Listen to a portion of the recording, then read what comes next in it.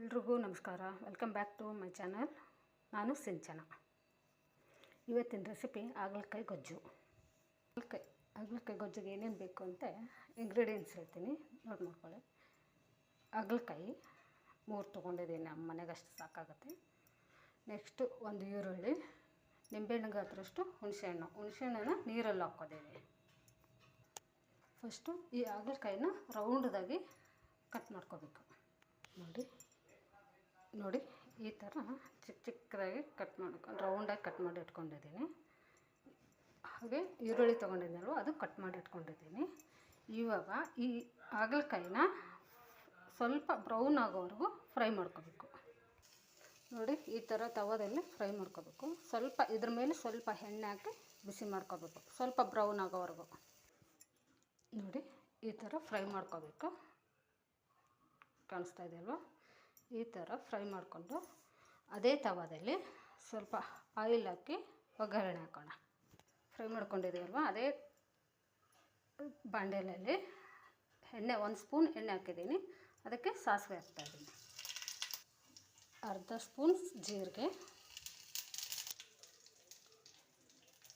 ಸ್ವಲ್ಪ ಕರಿಬೇವು, ಹೆಚ್ಚಿರೋಂಥ ಈರುಳ್ಳಿ. ಇದು ಸ್ವಲ್ಪ ಬ್ರೌನ್ ಆಗಬೇಕು.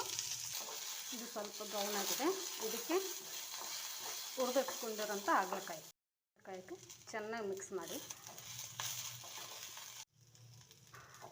ಈರುಳ್ಳಿ ಹಾಕಿದ್ದೀವಲ್ಲ, ಅದಕ್ಕೆ ಹಾಗಲಕಾಯಿ ಫ್ರೈ ಮಾಡಿರೋದು ಹಾಗಲಕಾಯಿ ಹಾಕಿದ್ದೀನಿ. ಇದಕ್ಕೆ 1 ಸ್ಪೂನ್ ಖಾರ, 1 ಸ್ಪೂನ್ ಸಾಲ್ಟು, ಉಪ್ಪು, ಅರ್ಧ ಸ್ಪೂನ್ ಅರಿಶಿಣ. ಇದನ್ನು ನೀಟಾಗಿ ಮಿಕ್ಸ್ ಮಾಡ್ಕೋಬೇಕು.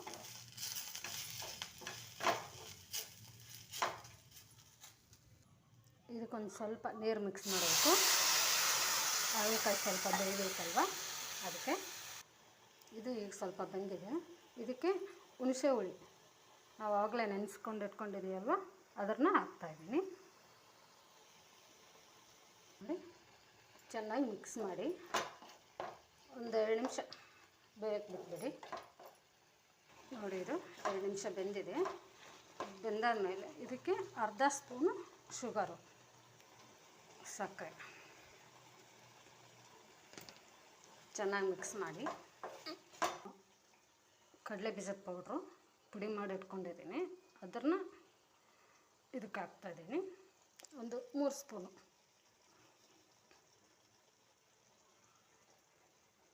ಚೆನ್ನಾಗಿ ಮಿಕ್ಸ್ ಮಾಡಿ